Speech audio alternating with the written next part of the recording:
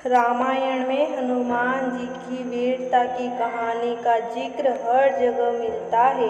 इन्हें भगवान शिव का अंशा अवतार और चिरंजीवी भी कहा गया है।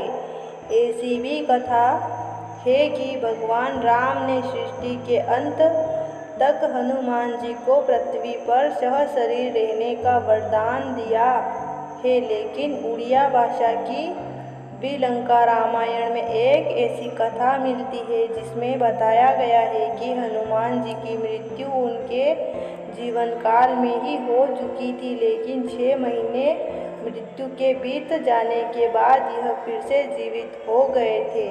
कथा मिलती है कि एक बार प्रभु श्री राम विलंका राक्षस राज सहशिरा के वध के लिए गए होते हैं, लेकिन कई दिनों तक जब श्री राम वापस नहीं लौटते तो माता सीता काफ़ी परेशान होती है और हनुमान जी को उनका पता लगाने के लिए भेजा जाता है। हनुमान जी श्री राम की खोज में विलंका पहुंचते हैं। वहां राक्षस राज की परेशानी देखकर वह समझ जाते हैं कि उनके प्रभु विलंका में ही है, लेकिन तमाम कोशिशों के बाद भी उन्हें श्री राम का पता नहीं चल पाता। इसके बाद वह राजभवन से बाहर निकलकर नगर में श्री राम की खोज में निकलते हैं। उधर राक्षस राज ने विलंका के द्वार पर एक ग्राम देवी को नियुक्त कर रखा था, जो शत्रुओं को पहचान कर उनका अंत कर देती थी।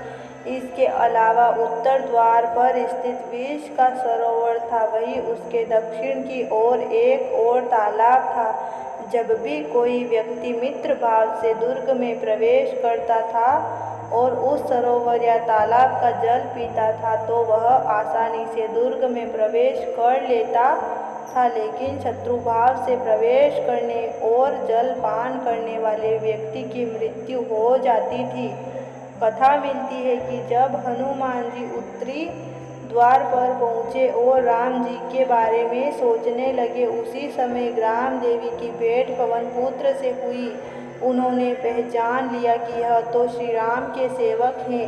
इसके बाद ग्राम देवी हनुमान जी के गले पे बैठ गई, जिससे हनुमान जी का गला प्यास से सूखने लगा। पवन पुत्र ने जल पान किया और जल ग्रहण करते ही उनके पूरे शरीर में विष फैल गया और उन्होंने अपने प्राण त्याग दिए।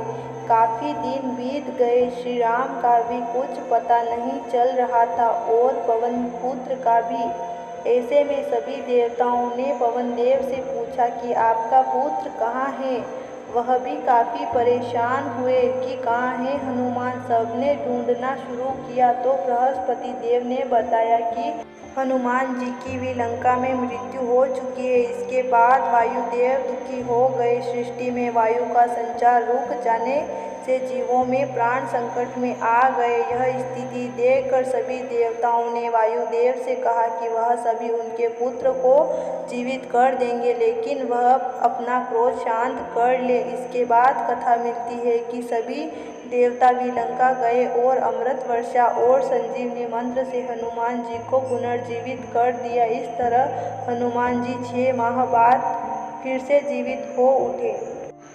अगर आपको मेरे इस वीडियो में दी गई कथा की जानकारी अच्छी लगी हो तो मेरे चैनल को लाइक सब्सक्राइब करना ना भूलें। धन्यवाद।